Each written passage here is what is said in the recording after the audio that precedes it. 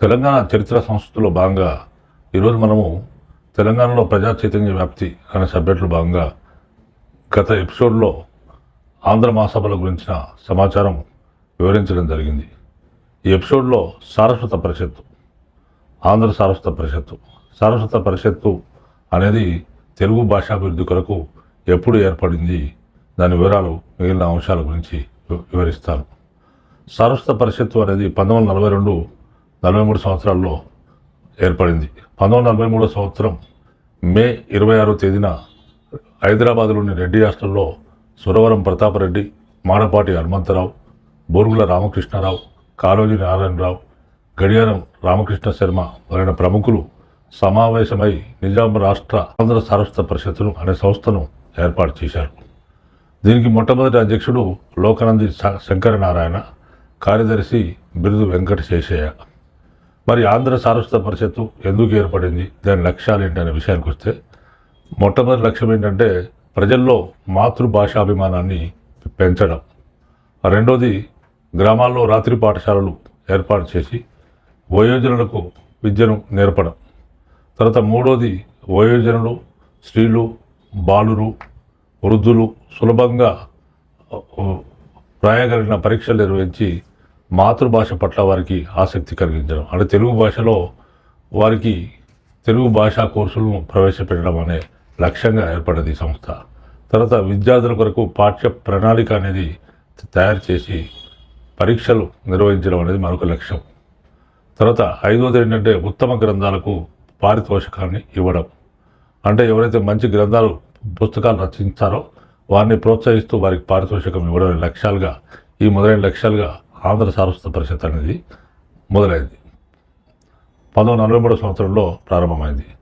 దీని మొదటి వార్షికోత్సవం వరంగల్లో 1944 సంవత్సరం డిసెంబర్ 28, 29, 30 తేదీల్లో సురవరం ప్రతాపరెడ్డి అధ్యక్షతన మొట్టమొదటి, అంటే 1943లో ఏర్పడ్డ ఈ సంస్థ 1944 సంవత్సరంలో మొదటి వార్షికోత్సవం వరంగల్లో 1944 డిసెంబర్ 28, 29, 30 తేదీల్లో సురవరం ప్రతాపరెడ్డి అధ్యక్షతన జరుపుకున్నది.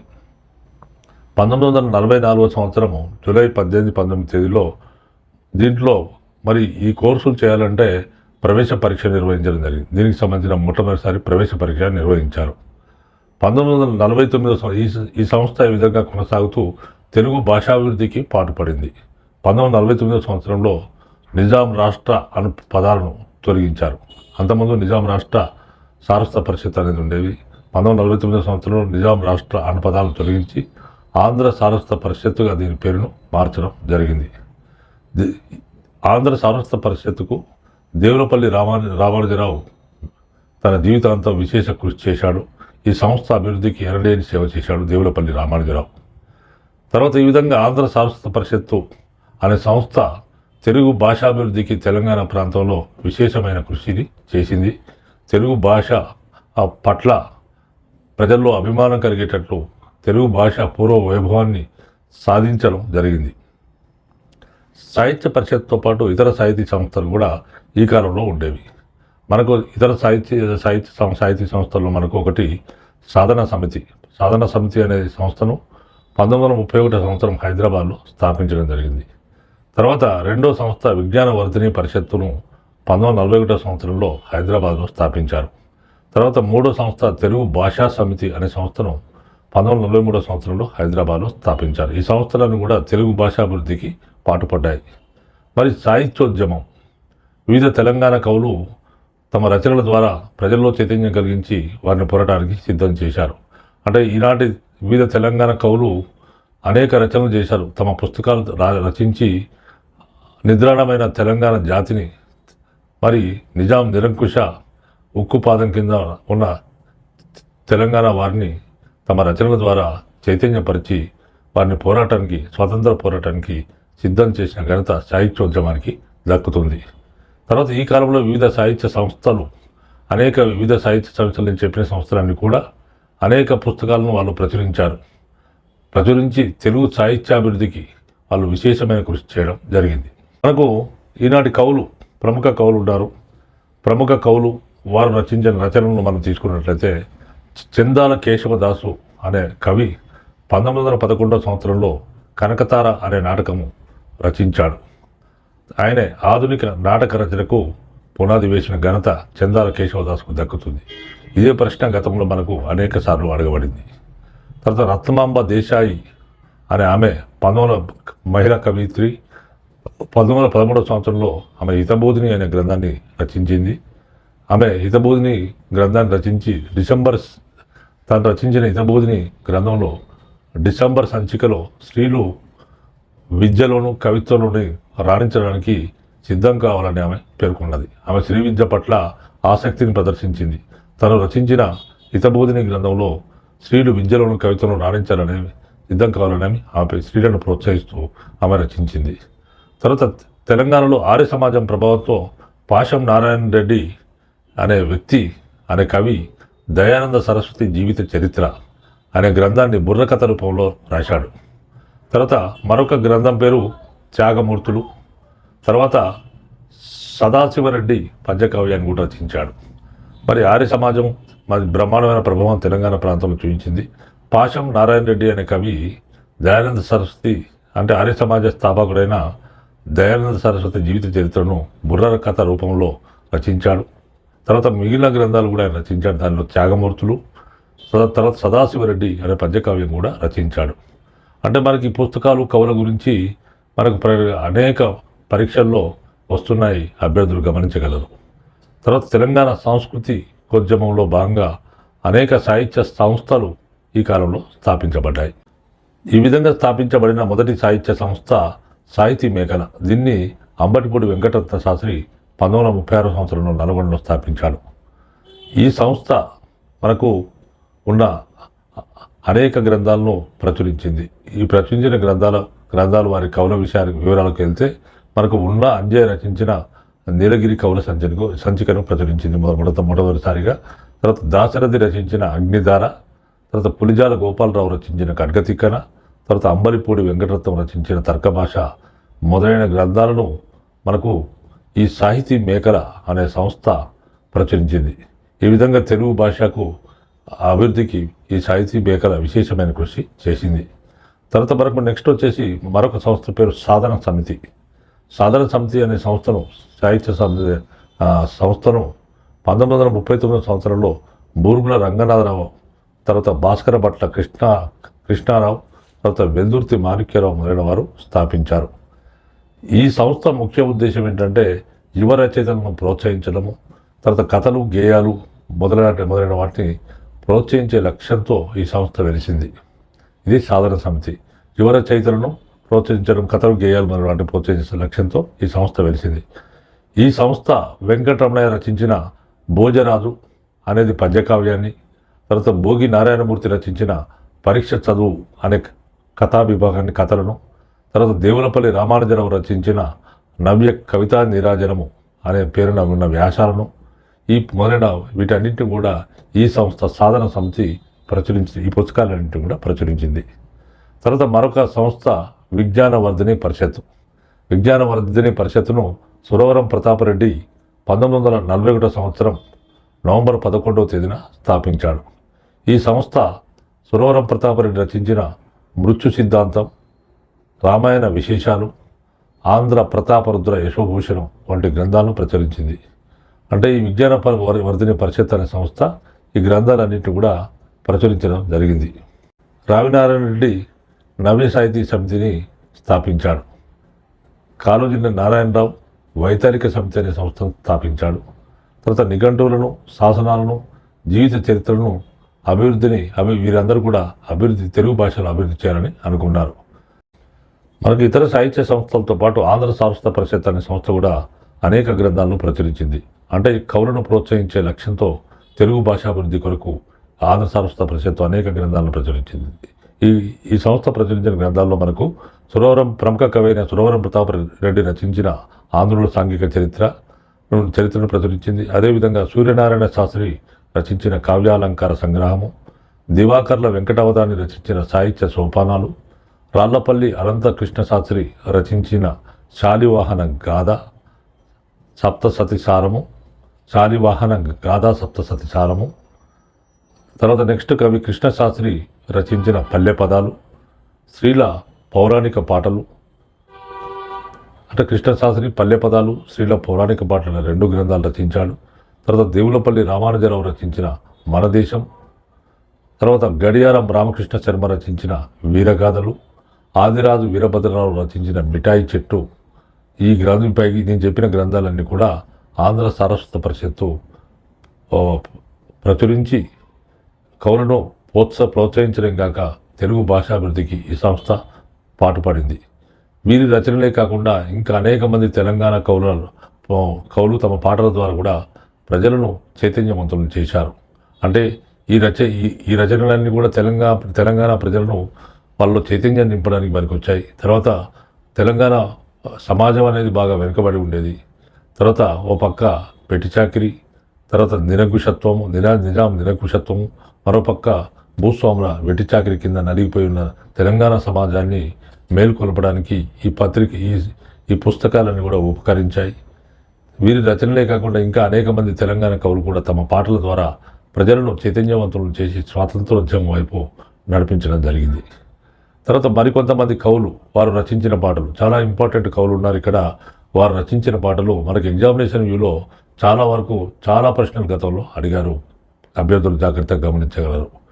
ఇప్పుడు మనకు యాదగిరి అనే కవి ఒక మంచి పాట రాశాడు. అదేంటంటే బండెనుక బండి కట్టి 16 బండ్లు కట్టి ఏ బండి వస్తావు కొడుకో నైజాం సర్కారోడా అనే పాటను యాదగిరి రచించాడు. ఇది చాలా ఇంపార్టెంట్ అంశం.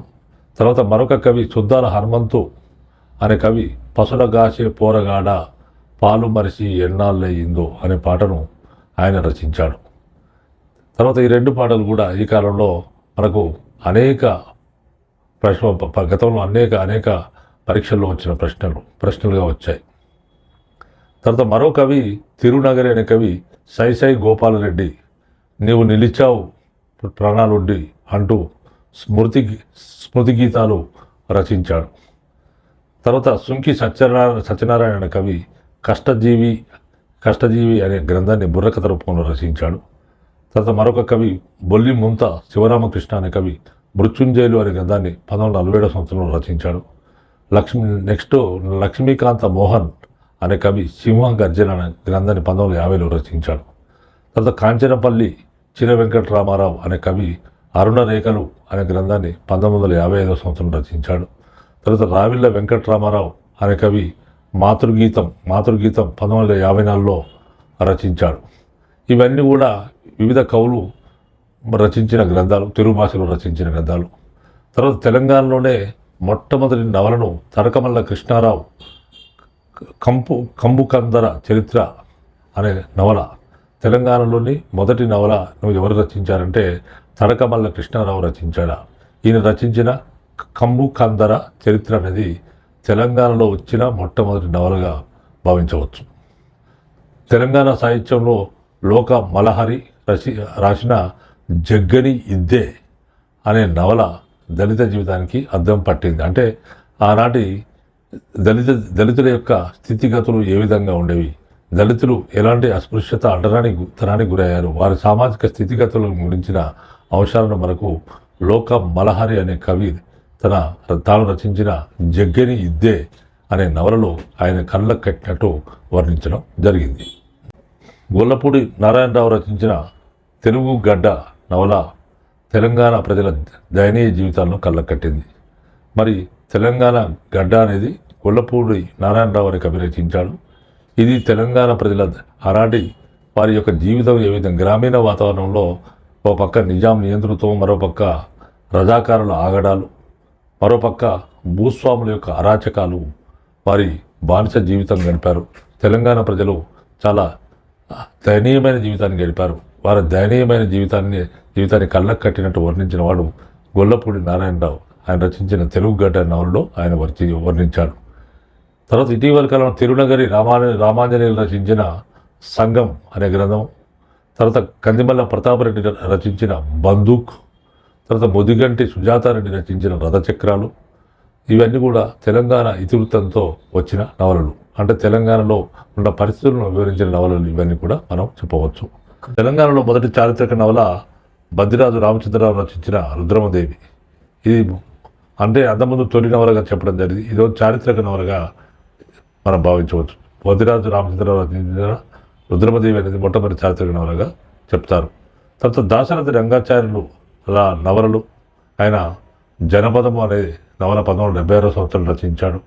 తర్వాత మోదుగు పూలు అనే నవలను 1971లో రచించాడు. చిల్లర దేవుళ్ళు అనే అనే పుస్తకాన్ని రచించడం జరిగింది. దాశరథి రంగాచార్యులు ఆయన 2 నవలలు రచించాడు. ఒకటేమో జనపదము, అవి 1976 సంవత్సరంలో, మోదుగు పూలు 1971 సంవత్సరంలో. తర్వాత చిల్లర దేవుళ్ళు అనే నవలలో ఆయన తెలంగాణ జీవితాన్ని ప్రతిబింబించారు. అంటే ఈ పుస్తకాలన్నింటిలో కూడా ఆయన తెలంగాణలో ఎలాంటి పరిస్థితులు ఉండే అలాంటి పరిస్థితుల గురించి వివరించడం జరిగింది. తెలంగాణ పాత్రోచిత భాషతో వచ్చిన చిల్లర దేవుళ్ళు నవల ఆనాడు గొప్ప చర్చనీయాంశంగా మారిపోయింది. ఈ నవలను కాకతీయ పిక్చర్స్ వారు సినిమాగా తీశారు. ఈ నవలను తీయడం జరిగింది. తర్వాత ఇది హిందీ, ఆంగ్లేయ భాషల్లో కూడా ఈ సినిమా అనువాదం అయిపోయింది. చిల్లర దేవుళ్ళు ఈ చిల్లర దేవుళ్ళ నవలకు రాష్ట్ర సాహిత్య అకాడమీ అవార్డు లభించింది. తర్వాత మనం ఈ విధంగా సాహిత్యపరంగా మనకు ఇలాంటి అభివృద్ధి జరిగింది. తెలంగాణలో వివిధ సాహితీ సంస్థలు ఏర్పడి అనేక మంది కవులను ప్రోత్సహించి అనేక రచనలు చేయించి వారి రచనల ద్వారా తెలంగాణ సమాజాన్ని జాగృతం చేసి వారిలో చైతన్యం కలిగించి నిజాం నిరంకుశ పరిపాలనకు, తర్వాత మనకు గ్రామీణ వాతావరణంలో ఉన్న వెట్టి చాకిరికి వ్యతిరేకంగా వారిని చైతన్యవంతులను చేసి వీటి నుంచి వెట్టి చాకిరి నుంచి నిరంకుశత్వం నుంచి విముక్తి చెందడానికి స్వాతంత్ర పోరాటం వైపు మళ్లించిన ఘనత ఈనాటి సాహిత్య సంస్థలకు, తర్వాత వివిధ పుస్తకాలు రచించిన కవులకు దక్కుతుంది. తర్వాత మనకు స్వాతంత్ర ఉద్యమంలో భాగంగా హైదరాబాద్లో కూడా వందే మాతరం ఉద్యమం జరిగింది. హైదరాబాద్లో జరిగిన వందే మాతరం ఉద్యమం అయితే మనకు వందే మాతరం ఉద్యమం భారతదేశ వ్యాప్తంగా 1905 సంవత్సరంలో జరిగితే మరి ఇక్కడ హైదరాబాద్లో మాత్రం లేటుగా 1938 సంవత్సరంలో మనకు వందే మాతరం ఉద్యమం జరిగింది. ఎందుకంటే ఒక సంఘటన ద్వారా ఈ వందే మాతరం ఉద్యమం ఊపందుకుంది. అదేంటంటే మనకు ఉస్మానియా విశ్వవిద్యాలయంలోని బి హాస్టల్లో 1935 సంవత్సరంలో దసరా ఉత్సవాల ఏర్పాట్ల సందర్భంగా ఆనాటి విద్యార్థులు వందే మాతర గీతాన్ని గానం చేశారు. ఈ విధంగా ప్రార్థనా మందిరంలో వారు వందే మాతర గీతాన్ని గానం చేశారు. ఈ విధంగా గానం చేయడం ఉస్మానియా విశ్వవిద్యాలయ అధికారులకు నచ్చలేదు. ఆ విధంగా వాళ్ళు ఏం చెప్పారంటే ఉస్మానియా విశ్వవిద్యాలయం అధికారులు వందే మాతర గీతాన్ని గానం చేయవద్దని వాళ్ళు సర్కులర్ జారీ చేయడం జరిగింది. అయినా విద్యార్థులు పట్టించుకోలేదు. దీంతో అధికారులు 1935 సంవత్సరంలో అంటే వారు ఏం చేశారంటే ఉస్మానియా యూనివర్సిటీ అధికారులు ఆ ప్రార్థనా మందిరాన్ని మూసివేశారు. అంటే ఎక్కడైతే వీరు వందే మాతర గీతాలాపన చేశారో అలాంటి బి హాస్టల్లోని ప్రార్థనా మందిరాన్ని మూసివేశారు. దాంతో విద్యార్థులు వరండాలోనే వందే మాతర గీతాలాపన చేశారు. దీంతో అలాంటి అధికారులు ఉస్మానియా విశ్వవిద్యాలయ అధికారులు సీరియస్ అయ్యి 1935 సంవత్సరం నవంబర్ 29 తేదీన హిందూ విద్యార్థులను హాస్టల్ నుండి సస్పెండ్ చేయడం జరిగింది. ఫలితంగా విద్యార్థులు అధికారుల వైఖరికి నిరసనగా వారు సమ్మెకు దిగారు. మరికొందరు రకరకాల సమస్యలతోని ఉస్మానియా విశ్వవిద్యాలయ విద్యార్థులు సమ్మె చేశారు. మరికొందరు విద్యార్థులు ఏం డిమాండ్ చేశారంటే మనకు ఉస్మానియా విశ్వవిద్యాలయంలో పార్సీ, అరబ్బీ, తర్వాత ఉర్దూ భాష సాహిత్యాలకు ఆచార్య పీఠాలు ఉన్నట్లు అంటే ఒక డిపార్ట్మెంట్స్ ఉంటాయి. ఈ డిపార్ట్మెంట్ అన్నిటి కూడా సపరేట్ డిపార్ట్మెంట్స్ ఉండి heads, chairman, board of study ఇట్లా ఉండేవి. అలాంటి డిపార్ట్మెంట్స్కు ప్రత్యేకత ఇండిపెండెంట్ డిపార్ట్మెంట్గా ఉండేవి. పార్సీ, అరబీ, ఉర్దూ భాషలకు వీటికి ఆచార్య పీఠాలు ఉన్నట్లే మా ప్రాంతీయ భాషలైన తెలుగు, మరాఠీ, కన్నడ, సంస్కృత భాషలకు కూడా విశ్వవిద్యాలయంలో ఆచార్య పీఠాలు నెలకొల్పాలని కొంతమంది విద్యార్థులు డిమాండ్ చేయడం జరిగింది. తర్వాత ఈ విధంగా రకరకాల కారణాల చేత ఈ పలు కారణాల వల్ల విద్యార్థులు చేసే సమ్మె 1938 సంవత్సరం నవంబర్ 29 తేదీ నుండి డిసెంబర్ 10వ తేదీ వరకు కూడా వీరి సమ్మె కొనసాగింది. ఈ విధంగా కొనసాగుతున్న క్రమంలో అధికారులు వీరి సమ్మెను కొనసాగించడం, విద్యార్థులను శిక్షించడం మొదలుపెట్టారు. వారి యొక్క చర్యల్లో భాగంగా ఉస్మానియా యూనివర్సిటీ అధికారులు మొత్తం ఉస్మానియా యూనివర్సిటీ కళాశాలల నుంచి 300 మందిని, సిటీ కాలేజ్ నుంచి 70 మందిని, గుల్బర్గా కాలేజ్ హై స్కూళ్ళ నుండి 310 మందిని, మహబూబ్నగర్ హై స్కూల్ నుండి 120 మంది విద్యార్థులను వారు సస్పెండ్ చేయడం జరిగింది. ఈ విధంగా వీళ్ళందరినీ కూడా ఉస్మానియా విశ్వవిద్యాలయం నుంచి సస్పెండ్ చేసేశారు. అంతకుముందేమో హాస్టల్ నుంచి మాత్రమే సస్పెండ్ చేశారు. నవంబర్ 29వ తేదీ నుంచి వారు 1938లో సమ్మె ప్రారంభించి డిసెంబర్ 10 వరకు చేశారు. డిసెంబర్ 10 తర్వాత ఈ విద్యార్థులందరినీ కూడా ఉస్మానియా విశ్వవిద్యాలయంలో లేకుండా సస్పెండ్ చేయడం జరిగింది. తర్వాత ఉస్మానియా విశ్వవిద్యాలయ అధికారులు మరో యూనివర్సిటీలో ఈ విద్యార్థులు ఎవరైతే సస్పెండ్ అయ్యారో అలాంటి విద్యార్థులు భారతదేశంలోని మరో యూనివర్సిటీలో చేరకుండా వాళ్ళు ఏం చేశారంటే ఇంటర్ యూనివర్సిటీ బోర్డుకు అప్పీల్ చేశారు. అంటే యూనివర్సిటీ ఈ మొత్తం కూడా కంట్రోల్ చేసి ఇంటర్ యూనివర్సిటీ బోర్డుకు వాళ్ళు అప్పీల్ చేశారు. తర్వాత మనకు ఈ ఉస్మానియా విశ్వవిద్యాలయం నుంచి సస్పెండ్ అయిన విద్యార్థులు అనేక విశ్వవిద్యాలయాలకు వెళ్ళి తమను చేర్చుకోమని వారిని సంప్రదించారు. ఆ విధంగా ఉత్తరప్రదేశ్లోని బనారస్లో ఉన్న బనారస్ హిందూ విశ్వవిద్యాలయం అధికారులను వారు అడిగారు. తర్వాత అన్నామలై మద్రాసులో ఉన్న తమిళనాడులో ఉన్న అన్నామలై విశ్వవిద్యాలయ అధికారులను అడిగారు. తర్వాత ఆంధ్రాలోని విశాఖపట్నంలో ఉన్న ఆంధ్ర యూనివర్సిటీ అధికారులను కూడా అడిగారు. వాళ్ళు ఈ విద్యార్థులను చేర్చుకోవడానికి నిరాకరించారు. ఎందుకంటే ఆంధ్ర యూనివర్సిటీకి నిజాము ఫండ్ ఇస్తున్నాడు, తర్వాత బనారస్ హిందూ యూనివర్సిటీ కూడా ఫండ్ ఇచ్చాడు. కాబట్టి ఈ విద్యా సంస్థలన్నీ కూడా మరి నిజాం ఫండ్ ఇచ్చాడు. కాబట్టి ఈ సస్పెండ్ అయిన విద్యార్థులను చేర్చుకోవడానికి వాళ్ళు నిరాకరించారు. చివరికి వీళ్ళు చేసేది లేక మహారాష్ట్రలో ఉన్న నాగ్పూర్ యూనివర్సిటీని సంప్రదిస్తే వారి నాగ్పూర్ యూనివర్సిటీలో చేర్చుకున్నారు. ఈ విధంగా నాగ్పూర్ యూనివర్సిటీలో ఈ సస్పెండ్ అయిన విద్యార్థులందరూ చేరి తమ విద్యను కొనసాగించారు. మరి ఈ నాగ్పూర్ విశ్వవిద్యాలయంలో చేరిన ఈ వందే మాతరం ఉద్యమ విద్యార్థులు నాగ్పూర్లో 1939 సంవత్సరం మే జూన్ నెలలలో వందే మాతరం విద్యార్థి సంఘాన్ని అక్కడ నెలకొల్పడం జరిగింది. తర్వాత ఆ కాలంలో సస్పెండ్ అయిన విద్యార్థులు ఎవరంటే తర్వాత వచ్చిన ప్రముఖులు వారే. అలాంటి అంటే తర్వాత కాలంలో స్వాతంత్ర ఉద్యమానికి నాయకత్వం వహించిన వారు, తర్వాత రకరకాల ఉన్నత పదవులను అధిరోహించిన వారు కూడా వాళ్ళే. ఈ విధంగా ఆనాడు సస్పెండ్ అయిన ప్రముఖ విద్యార్థులు ఎవరంటే నూకల రామచంద్రారెడ్డి, అచ్యుతరెడ్డి, పివి నరసింహారావు అంటే మాజీ ప్రధానమంత్రి, తర్వాత దేవులపల్లి వెంకటేశ్వరరావు, ఆరుట్ల రామచంద్రారెడ్డి, ధర్మభిక్షం. దేవులపల్లి వెంకటేశ్వరరావు, ఆరుట్ల రామచంద్రారెడ్డి, ధర్మభిక్షం అనే వారు సాయుధ పోరాటానికి తెలంగాణలో జరిగిన సాయుధ పోరాటానికి నాయకత్వం వహించారు. పివి నరసింహారావు భారత ప్రధానమంత్రి రాజకీయ రంగంలో రాణించాడు. అంటే ఇలాంటి విద్యార్థులు వాళ్ళు సస్పెండ్ అయ్యారు. కాబట్టి ఇక్కడ మనకు ఈ సంస్థలలో నడిచిన ఈ ఉద్యమం అనేది తొలి గొప్ప ఉద్యమంగా మనం భావించవచ్చు. భారతదేశ నాయకులైన సుభాష్ చంద్రబోస్, సావర్కర్, జవహర్లాల్ నెహ్రూ, మహాత్మా గాంధీ వంటి నాయకులు ఈ విద్యార్థులు చేసిన దాన్ని వాళ్ళు సమర్థించడం జరిగింది. ఈ ఉద్యమ కాలంలో వందే మాతర నినాదాలను నిరంతరం వ్యాపింపజేసిన వ్యక్తి రామచంద్రరావు. ఆయన నిరంతరం వందే మాతరం నినాదాలను వ్యాపింపజేశాడు. కాబట్టి ఆయనకు వందే మాతరం రామచంద్రరావుగా ఆయన ప్రసిద్ధి చెందాడు. తర్వాత మరొక ముఖ్య అంశం హైదరాబాద్ రాష్ట్ర కాంగ్రెస్. హైదరాబాద్ రాష్ట్ర కాంగ్రెస్ అనేది ఏ విధంగా స్థాపించబడింది? మన భారత జాతీయ కాంగ్రెస్ 1885 సంవత్సరంలో స్థాపించబడితే హైదరాబాద్ జిల్లా కాంగ్రెస్ 1918 సంవత్సరంలో స్థాపించబడిందని చెప్పుకున్నాం. తర్వాత మనకు ఈ విధంగా మరి హైదరాబాద్ రాజ్య కాంగ్రెస్ కూడా తర్వాత కాలంలో వెలుగులోకి వచ్చింది. హైదరాబాద్ భారత జాతీయ కాంగ్రెస్ అనే సంస్థ భారతదేశ వ్యాప్తంగా ఉన్నప్పుడు హైదరాబాద్ రాష్ట్ర కాంగ్రెస్ ఎందుకు ఏర్పడాల్సిన పరిస్థితి ఏర్పడిందనే అంశానికి వస్తే దానికి గల కారణం ఏంటంటే 1937 సంవత్సరంలో భారత జాతీయ కాంగ్రెస్ సమావేశాలు సుభాష్ చంద్రబోస్ అధ్యక్షతన హరిపురలో జరిగాయి. ఈ హరిపురలో జరిగిన భారత జాతీయ కాంగ్రెస్ సమావేశాల్లో వాళ్ళు ఒక తీర్మానం చేశారు. ఏం చేశారంటే సంస్థానాల్లో జరిగే ప్రజా ఆందోళనకు జాతీయ కాంగ్రెస్ పేరును ఉపయోగించుకోరాదని, జాతీయ నాయకులు ఆందోళనలో పాల్గొనరాదని వీళ్ళు తీర్మానించారు. అంటే జాతీయ కాంగ్రెస్ సమావేశాలు అంటే మనం ఈ సంస్థానాలు అంటే హైదరాబాదు భారతదేశంలో ఒక పెద్ద సంస్థానం.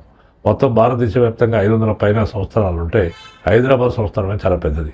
కాబట్టి వాళ్ళు హరిపురలో జరిగిన 1937 సంవత్సరంలో హరిపురలో జరిగిన సుభాష్ చంద్రబోస్ అధ్యక్షత జరిగిన భారత జాతీయ కాంగ్రెస్ సమావేశాల్లో తీర్మానం చేసింది ఏంటంటే సంస్థానంలో జరిగే ప్రజా ఆందోళనకు మనం జాతీయ కాంగ్రెస్ పేరును ఉపయోగించుకోరాదని, అదేవిధంగా జాతీయ నాయకులు ఎవరు కూడా ఆందోళనలో పాల్గొనరాదని తీర్మానం చేయడం జరిగింది.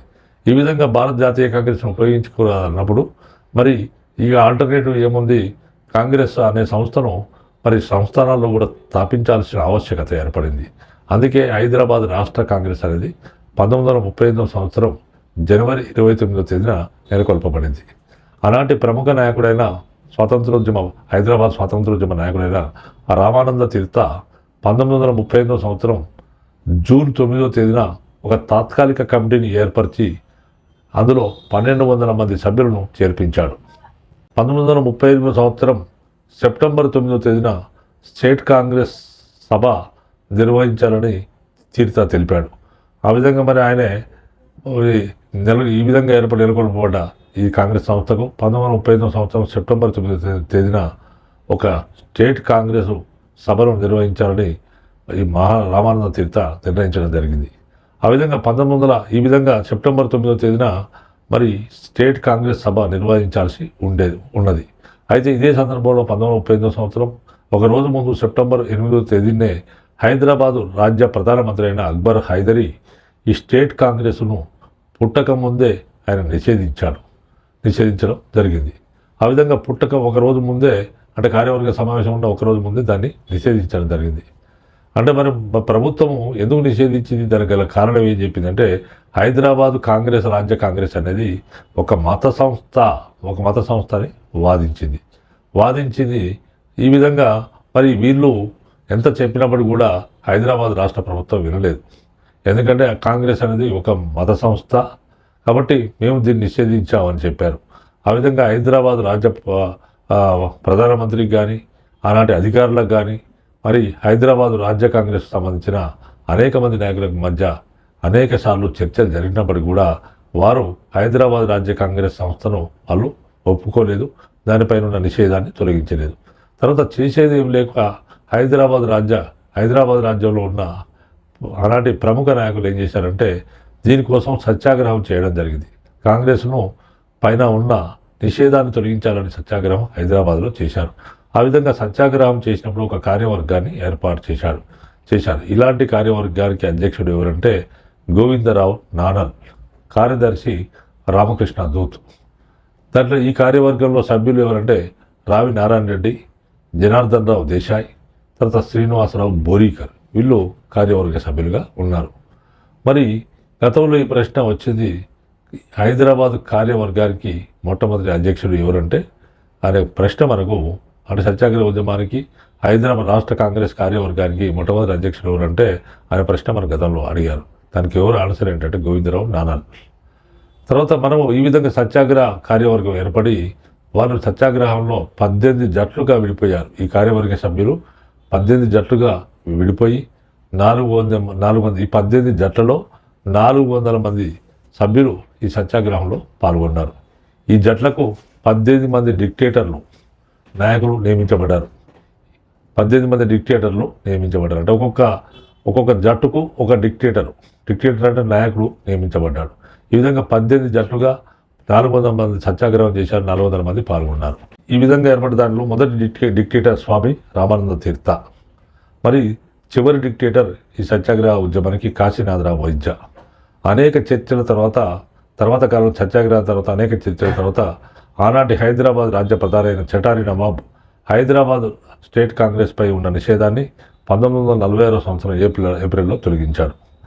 1947 సంవత్సరం మే నెలలో ఈ విధంగా నిషేధం తొలగించిన తర్వాత 1947 సంవత్సరం మే నెలలో స్వామి రామానంద తీర్థ అధ్యక్షతన హైదరాబాద్ స్టేట్ కాంగ్రెస్ అధికార సమావేశం జరిగింది. ఈ విధంగా హైదరాబాద్ రాజ్య కాంగ్రెస్ వచ్చింది. తర్వాత వ్యక్తి సత్యాగ్రహం.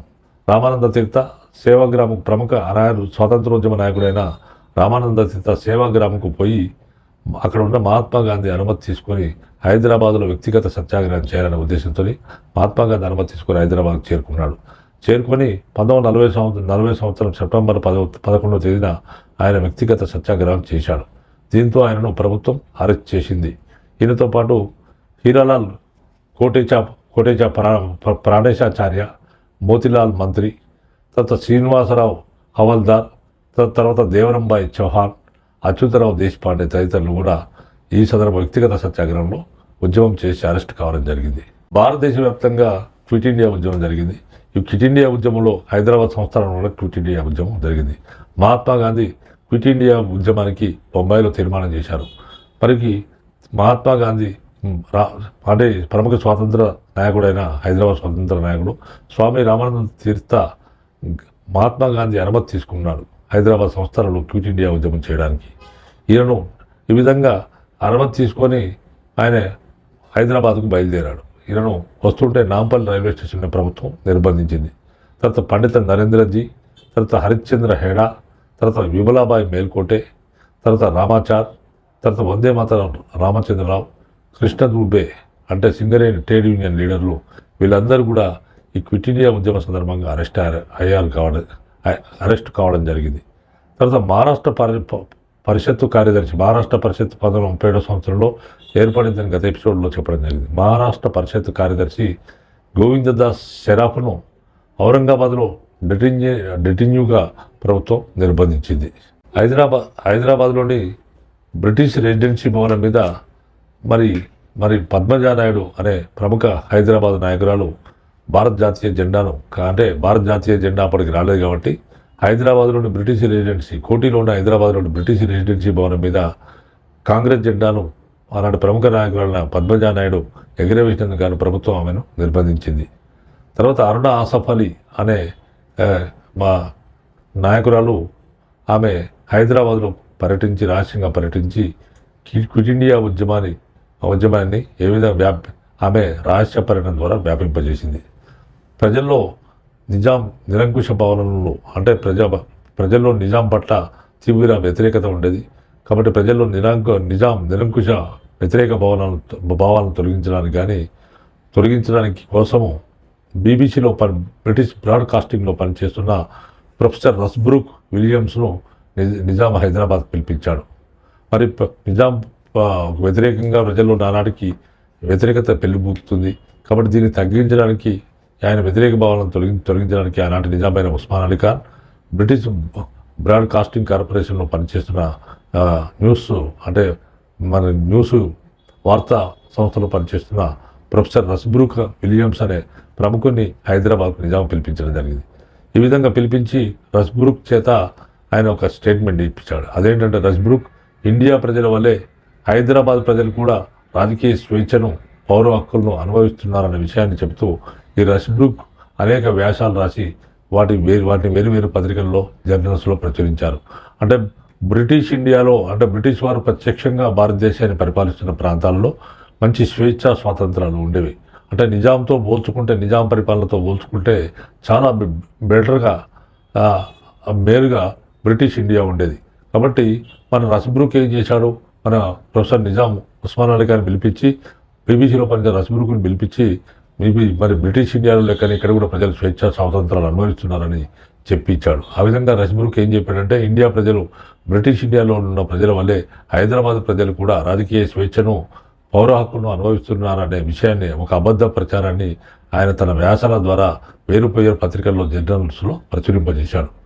దీనిగా ఈ విధంగా చేయటప్పటికి రస్బ్రూక్ అంటే ప్రజల తీవ్ర వ్యతిరేకత వ్యక్తమైంది. ఆ విధంగా రస్బ్రూక్ మీద ప్రజలు అగ్రహోదగ్రులయ్యారు. దీంతో రస్బ్రూక్ అక్కడి నుంచి వెళ్ళిపోయాడు. ఈ ప్రచారం ఇంతటితో ఆగిపోయింది. తర్వాత క్విట్ ఇండియా ఉద్యమ కాలంలో భారతదేశం వెలుపల సుభాష్ చంద్రబోస్ నాయకత్వంలో స్థాపించబడిన ఆజాద్ హిందూ ఫౌజ్లో హైదరాబాద్కు చెందిన అబీద్ హసన్ సఫ్రానీ, తర్వాత ప్రొఫెసర్ సురేష్ చంద్ర, తర్వాత అలీ సుల్తాన్లు చేరి జర్మనీలో సుభాష్ చంద్రబోస్తో సన్నిహితంగా ఉండి వారు పనిచేయడం జరిగింది. తర్వాత తెలంగాణలో మహాత్మా గాంధీ 3 పర్యటనలు చేశాడు. ఈ విధంగా తెలంగాణలో మొదటి పర్యటన ఆయన హైదరాబాద్లో పర్యటించాడు. ఆ విధంగా 1929 సంవత్సరం ఏప్రిల్లో మహాత్మా గాంధీ మొట్టమొదటి పర్యటన హైదరాబాద్లో జరిగింది. ఈ పర్యటనలో భాగంగా తిలక్ స్వరాజ్య నిధిలో భాగంగా విరాళాలు వసూలు చేయడానికి ఒక కార్యక్రమం సాగింది. తర్వాత కృష్ణస్వామి ముదిరాజ్ తన ఆంధ్ర వాలంటీర్ దళంలో నాంపల్లి రైల్వే స్టేషన్కి వెళ్ళి తన ఆంధ్ర వాలంటీర్ దళంతో వెళ్ళి మహాత్మా గాంధీకి నాంపల్లి స్టేషన్లో స్వాగతం పలికాడు. తర్వాత ఆ విధంగా మహాత్మా గాంధీ హైదరాబాద్ తీసుకొచ్చి వివేకవర్ధిని మైదానంలో ఒక సభ జరిగింది. దీనికి వామన్ నాయక్ అధ్యక్షత వహించాడు. మరి ఈ సభలో మహాత్మా గాంధీతో పాటు మాడపాటి హనుమంతరావు, మందమూల నరసింహరావు మొదలైన వాళ్ళు పాల్గొన్నారు. తర్వాత మనకు మహాత్మా గాంధీ ఇక్కడ మాట్లాడుతూ వివేకవర్ధిని సభలో ప్రజలను ఉద్దేశించి మాట్లాడుతూ ఏమన్నాడంటే, బ్రిటిష్ ఇండియాలో అంటే బ్రిటిష్ వారు ప్రత్యక్షంగా పరిపాలించే భారతదేశ భూభాగాల్లో మద్యపానం వల్ల వచ్చే ఆదాయంలో విద్యాశాఖ నడుపుతున్నారు. మరి వచ్చే ఆదాయంతో విద్యాశాఖ నడుపుతున్నారు. ఇది ఎంతో లజ్జాకరమని గాంధీ పేర్కొన్నాడు. మరి బ్రిటిష్ ఇండియాలో మద్యపానం వల్ల వచ్చే ఆదాయంతో విద్యాశాఖ నడుపుతున్నారు. ఇది ఎంతో లజ్జాకరమని మహాత్మా గాంధీ పేర్కొనడం జరిగింది. ఈ సందర్భంగా మనకు మహాత్మా గాంధీ పర్యటన వల్ల స్వాతంత్రోద్యమం కోసము 12,000 రూపాయల విరాళం వచ్చింది. తన పర్యటనలో మహాత్మా గాంధీ కృష్ణస్వామి ముదిరాజు చుడీ బజారులో స్థాపించిన బాలికల హిందీ పాఠశాలను ఆయన దర్శించాడు. తర్వాత 1929 సంవత్సరం ఏప్రిల్ 7వ తేదీన హైదరాబాద్లోని సుల్తాన్ బజార్లో ప్రేమ్ థియేటర్లో మహాత్మా గాంధీ గౌరవార్థము మహిళా సభను ఏర్పాటు చేయడం జరిగింది. ఇది మహాత్మా గాంధీ మొదటి పర్యటన. రెండవ పర్యటన క్రీస్తుకు 1934 సంవత్సరం మార్చి 9న మొదలైంది. ఈయన పర్యటనను సరోజిని నాయుడు పర్యవేక్షించింది. తర్వాత హరిజన సేవాదళం ప్రధాన కార్యదర్శి రావినారాయణ రెడ్డి, ఎల్ఆర్ దాచా, బసంతరావు, కుమారి పద్మజానాయుడులు మహాత్మా గాంధీకి స్వాగతం పలికిన వారిలో ఉన్నారు. వీరు వికారాబాద్ స్టేషన్కి వెళ్ళి మహాత్మా గాంధీని కలుసుకోవడం జరిగింది. ఆనాటి ప్రముఖ నాయకులైన సరోజిని నాయుడు, ప్రముఖ కవి ఆమె సరోజిని నాయుడు గాంధీకి స్వాగతం పలికి ఆయన మెడలో ఒక అద్దరు నూలు హారం వేసి తన నివాస గృహమైన హ్యాబిట్స్లోని గోల్డెన్ థ్రెషోల్డ్లో అంటే బంగారు గడపకు తీసుకొచ్చింది. ఆమె నివాసం పేరు ఏంటంటే హైదరాబాద్లోని హ్యాబిట్స్లో ఉన్న గోల్డెన్ థ్రెషోల్డ్ అనే ఆమె నివాసం ఉండేది. ఆమె నివాసకు బంగారు గడప అంటారు తెలుగులో. ఆమెను తన ఇంటికి మహాత్మా గాంధీ స్వాగతం పలికి ఆయన మెడలో ఒక అద్దరు నూలుహారం వేసి తన నివాస గృహం ఎక్కడుందో హ్యాబిట్స్లో ఉంటుంది హైదరాబాద్లోని గోల్డెన్ థ్రెషోల్డ్కు ఆమె తీసుకొచ్చింది. గాంధీతో పాటు మీరా బెహన్ మొదలైన నాయకులు కూడా ఉన్నారు. గాంధీ తర్వాత మహాత్మా గాంధీ ఆది హిందూ విద్యాలయాన్ని హైదరాబాద్లోని ఆది హిందూ విద్యాలయం చాదరగట్లో ఉన్న ఆది హిందూ విద్యాలయాన్ని సందర్శించాడు. తర్వాత 1934 సంవత్సరం మార్చి 9వ తేదీన సికింద్రాబాద్లో కర్బలా మైదానంలో ఒక పెద్ద సభ జరిగింది. ఈ సభలో మహాత్మా గాంధీ పాల్గొన్నాడు. తర్వాత ఆయన హైదరాబాద్ తర్వాత తిరుగు ప్రయాణంలో కాజీపేట వరంగల్ దగ్గర ఉన్న కాజీపేట రైల్వే స్టేషన్లో ఆయన ఉన్నప్పుడు ఆనాటి ప్రముఖ స్వాతంత్ర కమ్యూనిస్ట్ నాయకుడు సాయుధ పోరాట నాయకుడైన రావినారాయణ రెడ్డి 1900 రూపాయలను మహాత్మా గాంధీకి సమర్పించాడు. ఆ 1900 రూపాయలను రావినారాయణ రెడ్డి తన భార్య నగలు అమ్మి తర్వాత స్వాతంత్రోద్యమం కోసం మహాత్మా గాంధీకి 1900 రూపాయలు మహాత్మా గాంధీకి రావినారాయణ రెడ్డి సమర్పించడం జరిగింది కాజీపేటలో. తర్వాత మహాత్మా గాంధీ పూనాలో ఉన్న ఎర్రవాడ జైల్లో ఆయన శిక్ష అనుభవిస్తున్నప్పుడు ఒక మామిడి చెట్టు కింద రోజు విశ్రమించేవాడట మహాత్మా గాంధీ. ఈ మహాత్మా గాంధీ ఇక్కడ విశ్రమించినప్పుడు మామిడి పండు తిన్నాడు. దాని విత్తుతో ఒక మొలక పుట్టుకొచ్చింది. దాని విత్తులు ఆయన దగ్గర పెట్టుకున్నాడు. ఆ విత్తుతో ఒక మొలక పుట్టుకొచ్చింది. ఆ మొలకను తన రెండో పర్యటనలో భాగంగా తనతో తీసుకొచ్చి హైదరాబాద్లోని సరోజిని నాయుడు నివాసమైన గోల్డెన్ థ్రెషోల్డ్లో తన జ్ఞాపకార్థం ఆ మొక్కను నాటాడు. తర్వాత కాలంలో అది భారీ వృక్షంగా మారిపోయింది. తర్వాత మహాత్మా గాంధీ మూడో పర్యటన హైదరాబాద్ 1946 సంవత్సరం జనవరిలో ఆయనే మూడోసారి మన తెలంగాణలో పర్యటించాడు. దాంట్లో వరంగల్ జిల్లాలో ఆయన పర్యటించాడు. తర్వాత ఖమ్మంలో జరిగిన సభలో ప్రసంగించాడు. మరి ఈ సందర్భంగా ప్రజలు స్వరాజ్య నిధిని విరాళంగా ఇక్కడ సమర్పించడం జరిగింది. తర్వాత 1946 ఫిబ్రవరి 5వ తేదీన గాంధీ వరంగల్కి వచ్చాడు. ప్రజలను ఉద్దేశించి అక్కడ మాట్లాడడం జరిగింది. అరుణా సఫలి అనే సోషలిస్ట్ నాయకురాలు 1946 సంవత్సరం అరుణా సఫలి ప్రముఖ సోషలిస్ట్ నాయకురాలు, ఆమె జాతీయ సోషలిస్ట్ నాయకురాలు వరంగల్ను సందర్శించింది. మరి 1946 సంవత్సరం అరుణా సఫలి వరంగల్ను సందర్శించినప్పుడు ఆమె ఏం చెప్పిందంటే, బ్రిటిష్ పాలకులకు ఎలాంటి గతి భారతదేశంలో పట్టిందో అదే గతి నిజాంకి ఆయన తాబేదారులకు కూడా పడుతుందని చెప్పింది. తర్వాత స్వతంత్ర భారతదేశంలో స్వతంత్ర సంస్థానాలకు అంటే స్వతంత్రం వచ్చిన భారతదేశంలో స్వతంత్ర సంస్థానాలకు మళ్ళీ స్వతంత్ర రాజ్యాలకు కానీ సంస్థానాలకు కానీ తావులేదని ఆమె గంభీర ప్రసంగం చేయడం జరిగింది. ఈమె ప్రజల్లో నూతన ఉత్సాహాన్ని అరుణా సఫలి కల్పించడం జరిగింది. మనకు ఇప్పటివరకు చెప్పిన మ్యాటర్కి సంబంధించి దీనికి సమానంగా కానీ తర్వాత ముఖ్యమైన ప్రశ్నలను ఎగ్జామినేషన్లో గతంలో ఏ విధంగా ప్రశ్నలు వచ్చాయి, ఇప్పుడు ఏ విధంగా ప్రశ్నలు అడగవచ్చనే అంశాలకు సంబంధించి కొన్ని ముఖ్యమైన ప్రశ్నలను నేను ఇప్పుడు వివరిస్తాను. దీంట్లో మనకి ఏంటంటే నెంబర్ 1 ఫస్ట్ ప్రశ్న, క్రింది వ్యక్తి ఆంధ్ర సారస్వత పరిషత్తుకు విశేష సేవలు అందించారు. దీనికి ఇది క్వశ్చన్. దీనికి alternatives number 1 Narayana Reddy, number 2 Devulapalli Ramanuja Rao, number 3 గడియారం రామశర్మ, నెంబర్ 4 సురవరం ప్రతాపరెడ్డి. దీనికి కరెక్ట్ ఆన్సర్ వచ్చేసి number 2 Devulapalli Ramanuja Rao. Next question వచ్చేసి ఆంధ్ర సారస్వత పరిషత్తు మొదటి అధ్యక్షుడు ఎవరు? ఈ ప్రశ్న గతంలో చాలాసార్లు వచ్చింది. దీనికి ఆల్టర్నేటివ్స్ ఏంటంటే మొట్టమొదటిది మాడపాటి హనుమంతరావు, రెండోది సురవరం ప్రతాపరెడ్డి, మూడోది లోకనంది శంకరనారాయణ, నాలుగోది బిరుదు వెంకటశేష ఆల్టర్నేటివ్స్ ఇస్తారు. ఈ విధంగా దీనికి ఆన్సర్ నెంబర్ 3 లోకనంది శంకరనారాయణ మొట్టమొదటి ఆంధ్ర సారస్వత పరిషత్తు అధ్యక్షుడు. తర్వాత నెక్స్ట్ క్వశ్చన్, ఆంధ్ర సారస్వత పరిషత్తు ఎప్పుడు ఏ సంవత్సరంలో ఏర్పడింది అనేది ప్రశ్న. దీనికి alternatives 1940, number 1 1940, number 2 1941, number 3 1942, number 4 1943. దీని కరెక్ట్ ఆన్సర్ 43. తర్వాత దీని కరెక్ట్ ఆన్సర్ వచ్చేసి ఫోర్త్ వన్ 1943 అనేది దీనికి కరెక్ట్ ఆన్సర్ అవుతుంది. తర్వాత మనకు నెక్స్ట్ క్వశ్చన్, కనకతార నాటకాన్ని ఎవరు రచించారు? ఈ క్రింది వారు రచించారంటే మనకు దీనికి ఆల్టర్నేటివ్స్ వచ్చేసి మనకు number 1 Keshavadasu, number 2 Shankaranarayana, number 3 Ranganatharao, number 4 Krishnarao. మనకు కనకతార నాటకాన్ని ఎవరు రచించారంటే నెంబర్ 1 కేశవదాసు. దీనికి కరెక్ట్ ఆన్సర్ అవుతుంది. తర్వాత నెక్స్ట్ క్వశ్చన్, మొదటి సాహితీ మేకరను స్థాపించింది ఎవరు?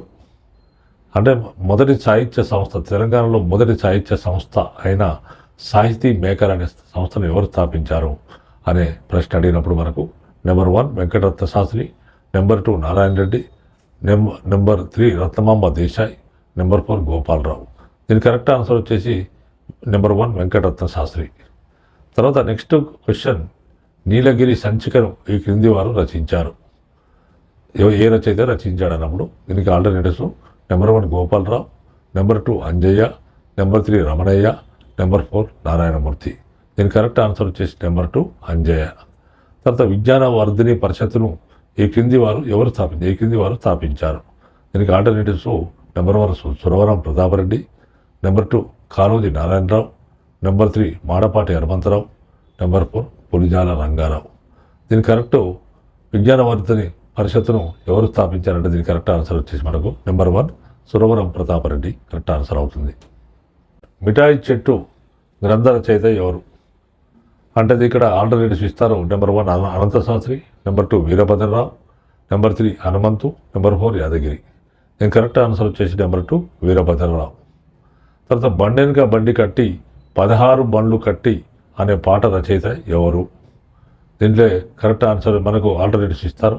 దీంట్లో మొట్టమొదటి తిరునగరి, రెండోది రామానుజరావు, మూడోది యాదగిరి, నాలుగోది సత్యనారాయణ. దీని కరెక్ట్ ఆన్సర్ వచ్చేసి మనకు 3 యాదగిరి. తర్వాత పసులగాసి పోరడ అనే పాట రచయిత ఎవరు?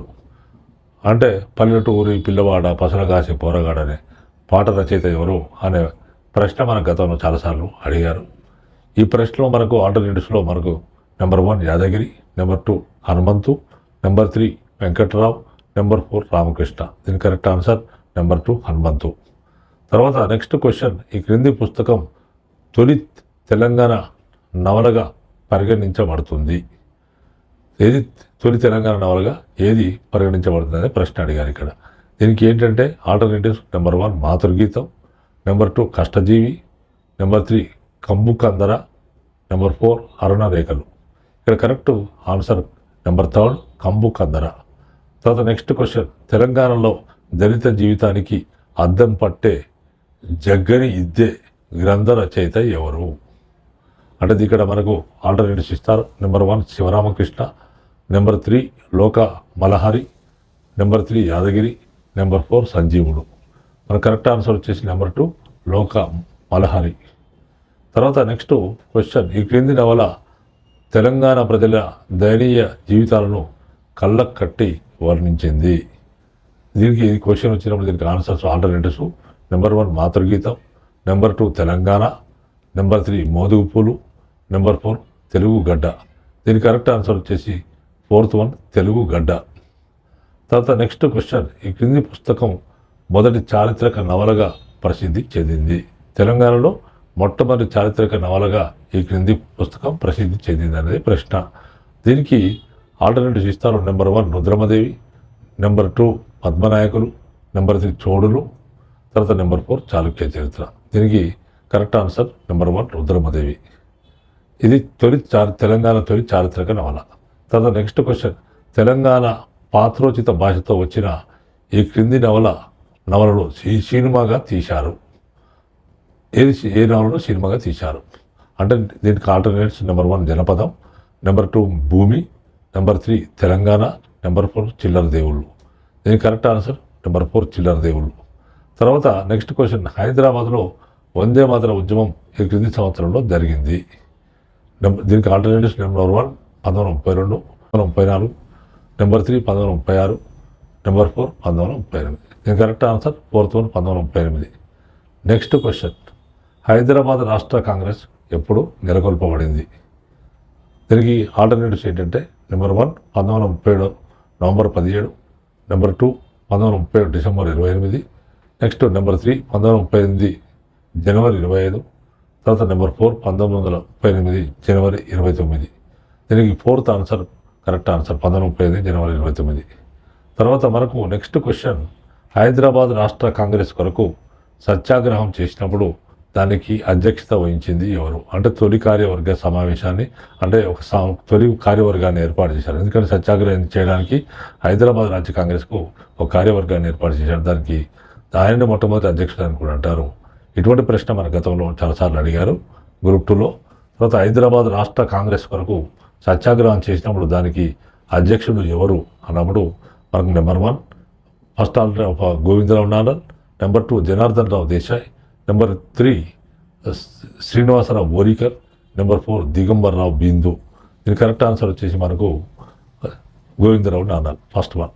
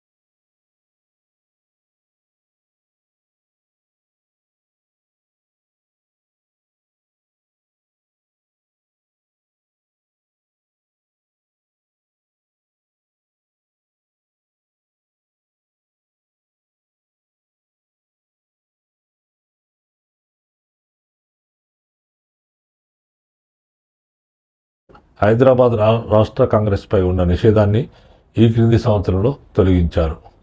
దీనికి ఆల్టర్నేటివ్స్ ఇస్తారు. Number 1 1942, number 2 1944, number 3 1946, number 4 1947. దీని కరెక్ట్ ఆన్సర్ నెంబర్ 3 1946. ఈ సంవత్సరంలోనే హైదరాబాద్ రాష్ట్ర కాంగ్రెస్పై ఉన్న నిషేధాన్ని తొలగించడం జరిగింది. తర్వాత నెక్స్ట్ క్వశ్చన్, హైదరాబాద్లోని బ్రిటిష్ రెసిడెన్సీ భవనం మీద ఈ క్రింది వ్యక్తి కాంగ్రెస్ జెండాను ఎగరవేశారు అనేది ప్రశ్న. అయితే దీనికి ఆల్టర్నేటివ్స్ నెంబర్ 1 పద్మజానాయుడు, తర్వాత number 2 Ratnamamba, number 3 Manikyamba, number 4 Tripura Sundaridevi. దీని కరెక్ట్ ఆన్సర్ నెంబర్ 1 పద్మజానాయుడు.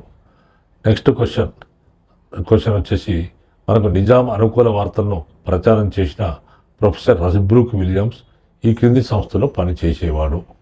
దీనికి ఆల్టర్నేటివ్స్ మనకు నెంబర్ 1 బీబీసీ, నెంబర్ 2 యుఎన్ఐ, తర్వాత నెంబర్ 3 డబ్ల్యూపీ, నెంబర్ 4 ఎన్టీ. ఈ వార్తా సంస్థల పేర్లు ఇవి. దానికి మొట్టమొదటి మనకు కరెక్ట్ ఆన్సర్ నెంబర్ 1 బీబీసీ. తర్వాత ఈ క్రింది హైదరాబాద్ వ్యక్తి సుభాష్ చంద్రబోస్ ఏర్పాటు చేసిన ఆజాద్ హిందూ ఫౌజ్లో పనిచేసేవాడు అనేది ప్రశ్న. దీనికి ఆల్టర్నేటివ్స్ నెంబర్ 1 సురేష్ చంద్ర, నెంబర్ 2 అస్గర్ అలీ, నెంబర్ 3 నరేష్ చంద్ర, నెంబర్ 4 విశ్వచంద్ర. దీని కరెక్ట్ ఆన్సర్ వచ్చేసి మనకు నెంబర్ 1 సురేష్ చంద్ర. తర్వాత నెక్స్ట్ క్వశ్చన్, ఈ క్రింది సంవత్సరంలో అరుణా ఆసఫ్ అలీ వరంగల్ను సందర్శించింది.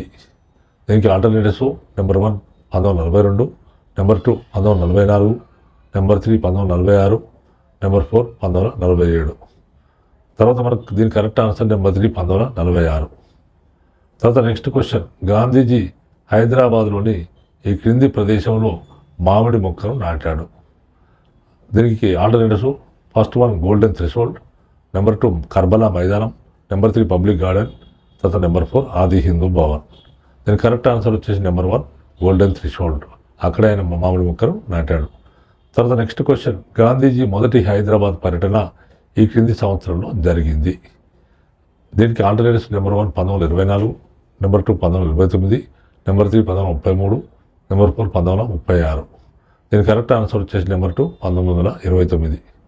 తర్వాత నెక్స్ట్ క్వశ్చన్, మద్యపానం వల్ల వచ్చే ఆదాయంతో విద్యాశాఖ నడుపుతున్నారు, ఇది లజ్జాకరం అని పేర్కొన్నది ఎవరు? ఇక్కడ number 1 alternative number 1 Aruna Asaf Ali, number 2 Jayaprakash Narayan, number 3 Gandhiji, number 4 Subhash Chandrabose. అంటే ఇక్కడ కరెక్ట్ ఆన్సర్ వచ్చేసి నెంబర్ 3 మహాత్మా గాంధీ. తర్వాత నెక్స్ట్ క్వశ్చన్ నెంబర్ 2. నెక్స్ట్ క్వశ్చన్లో మనకు గాంధీజీ సికింద్రాబాద్లోని కర్బలా మైదానం మీటింగ్లో ఎప్పుడు పాల్గొన్నాడు అన్నప్పుడు దీనికి డేట్స్ ఫస్ట్ 1 1934 మార్చి 9, నెంబర్ 2 1934 మార్చి 20, నెంబర్ 3 1934 మార్చి 24, నెంబర్ 4 1934 మార్చి 9. దీని కరెక్ట్ ఆన్సర్ వచ్చేసి నెంబర్ 1 1934 సంవత్సరం మార్చి 9 అనేది కరెక్ట్ ఆన్సర్. ఈ విధంగా మనకు గతంలో చాలా ప్రశ్నలు మనం గతంలో వచ్చాయి. మనం ఈ చాప్టర్ను ఇప్పుడు వివరించిన సందర్భంగా ఇవన్నీ కూడా ముఖ్యమైన ప్రశ్నలుగా భావించాల్సి ఉంటుంది. కాబట్టి మనకు వచ్చే ప్రశ్నల్లో దీంట్లో నుంచి వచ్చే అవకాశం ఉంది కాబట్టి అభ్యర్థులు గమనించగలరు. మిగిలిన అంశాలను నెక్స్ట్ ఎపిసోడ్లో వివరించడం జరుగుతుంది.